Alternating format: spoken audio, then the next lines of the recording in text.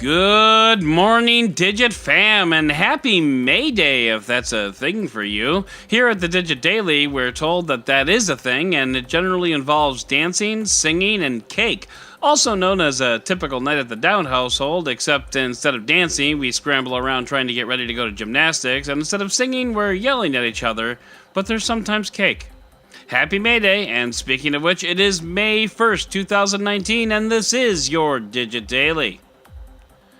Mark Zuckerberg kicked off his annual F8 conference, which, by the way, I love that name, but anyway, F8 is when Facebook will pull in all its buddy devs and tell them what Facebook is going to look like for the next year, and as it turns out, it's going to be pretty different. But let's start with the keynote.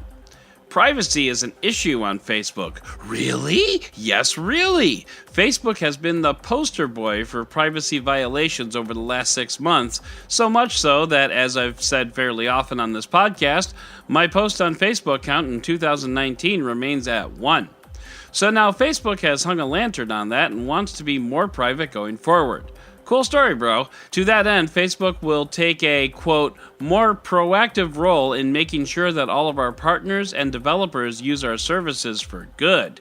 And it's restructuring Facebook to support new privacy initiatives. Both of these are really nice, but we'll have to see how proactive Facebook is in making sure developers, do good. But that's all under the hood stuff. What about what people are actually going to see? Facebook is going all white, which flies in the face of Chrome and Google in general, which is actually taking on more of a dark profile, so go figure. The new design will also emphasize communities, so you won't have to work so hard to find your fellow flat earthers, which is, refreshing, I think. Also coming to Facebook is a new secret crush feature, which allows you to select up to 9 Facebook contacts and indicate that you're into them. That person will get a notification that someone thinks they're pretty, and if they select a crusher as one of their crushers, voila! A messenger window opens and let the messaging begin. It's kind of like Tinder, but for old people, and a little more awkward because you might actually have to see these people in real life sometime. Man, do people just not go to bars and make bad decisions anymore?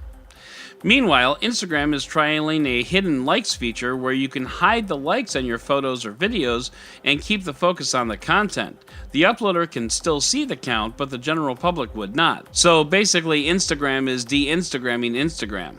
So what does this all mean? Facebook is placing a huge emphasis on privacy, or what I'm going to call the illusion of privacy. Make no mistake, Facebook will always put money in front of privacy. If someone pays Facebook enough, or if Facebook will benefit enough, your privacy will take a back seat. Also, Facebook will screw up. The next Cambridge Analytica is right around the corner, and Facebook is so massive that it can't plug every hole or close every loophole. Your data on Facebook will end up somewhere you don't want it to, no matter what Mark Zuckerberg says on stage. The only question you need to ask yourself is, what are you willing to share? And speaking of sharing, I have a lot of news to share over in the Roundup! A new study on LiveScience.com indicates that by 2070, the dead on Facebook may outnumber the living. By 2070, profiles for deceased users will number between 1.4 and 4.9 billion with a B people, which is a pretty large margin for error. One thing is for sure, I will be among them. I'm a fat dude. I ain't living to 94. That's assuming I haven't flat out deleted my account by then, and that's also assuming Facebook is still around in 50 years, which I'm not so sure is a certainty. But then, privacy is the future, so The next time you're at the airport, pay attention to your surroundings. It's a little scary when you think that everything around you is designed to make you feel something, and the BBC lays out all of those somethings. Everything from new scans and security procedures designed to make you feel safe, to the layout of the airplane gates to maximize shopping time. When you think about it, in an airport, once you're past security, you're basically a captive audience. It's not unlike jail. And the airport will make sure you spend just as much as you can while you wait for your delayed flight. $7 beer, anyone? People are industrious little workers, and some people know how to fix things. When it comes to electronics, I am decidedly not one of them, but still, some people do. So recently, we found out that an Apple lobbyist has been going around to California lawmakers and telling them that people could hurt themselves if they punctured a lithium-ion battery during the repair of an iPhone. Which is true, they could, but chances are, if they're attempting to fix a $1,000 piece of electronics, they'll be wary enough to, not do that. But Apple is currently fighting a right to repair bill being considered in the state. Apple doesn't want people to fix their iPhone.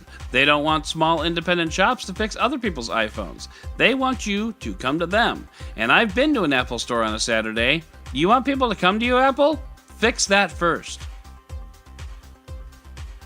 Tesla is being sued by the family of a driver killed while his car was in autopilot.